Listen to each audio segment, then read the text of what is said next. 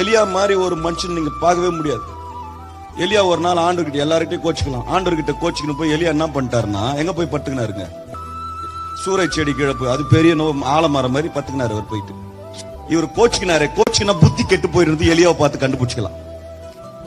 போய் படுத்து எங்க மரத்து கீழே படுத்துருக்கலாம்ல, செடி கிட்ட படுத்தா என்ன நிழல் வந்துடும். ஆண்டவர் கிட்ட கோச்சிங் என்ன பண்ணிட்டாரு. இன்னைக்கு நிறைய பேர் அப்படிதான் எலியா மாதிரி, நான் சர்ச்சுக்கு வரமாட்டேன், கர்த்தர் எனக்கு எதுவுமே செய்யல.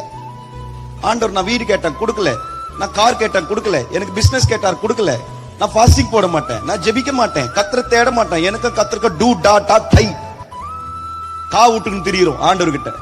ஆனா ஆண்டவர் ஜென்டில் காட். நம்ம ஆண்டவர் சார், அதாவது ஆண்டவர் எலியாவை பார்த்து சொல்றாரு, எலியா நீ எப்ப பார்த்தாலும் இந்த மாதிரி தான் வந்து முந்திரி கோட்டை மாதிரி பேசின்னு இருக்கிற, நீ பொறுமையாரு காத்துன்னு இருக்கிறன்னு சொன்னா நீ தேவையில்லாத வார்த்தையை விட்டுன்னு மாட்டின்னு இருக்கிற, நான் சொல்றேன் கேளு, ஊழியத்தை விடாதன்னு சொல்லிட்டு சொல்றாரு, வாய் விட்டார்.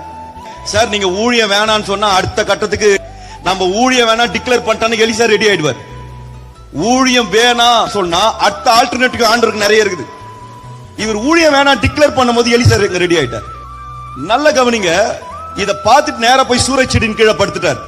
படுத்த உடனே ஆண்டவர் ஜென்டில் காட் இல்ல, ஆண்டவர் சொல்றாருங்க பாருப்பா, ஊழியம் வேணும் வேணான்றது உன் பிரச்சனை என் பிரச்சனை, ஆனா நீ பசியா இருக்கிற உன் சாப்பாடு வேணும்ன்றது என் பிரச்சனை.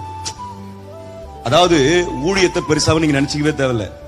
இப்போ கொரோனா வந்துச்சு, கொரோனால ஊழியமே இல்ல, ஊழியம் பண்ணவும் முடியல, ஆண்டவர் போஷிக்காம விட்டுட்டாருங்க.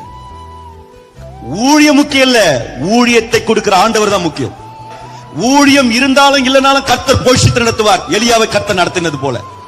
அப்போ ஆண்டவர் எழுப்புறார் எலியாவை, எழுந்துக்கோ, கோச்சிக்காத, என்கிட்ட போய் கோச்சிக்கின என்ன பண்ண போற, நீ யார்கிட்டயே கோச்சிக்கின, என்கிட்ட நீ கோச்சிக்கிட்டு என்ன பண்ண போற, நீ எழுந்து வா, என் ஊழியத்தை செய். நோ நோ நோ நோ, நான் சொன்னதை நீங்க செய்யல, அதனால நான் ஊழியம் செய்ய மாட்டேன்.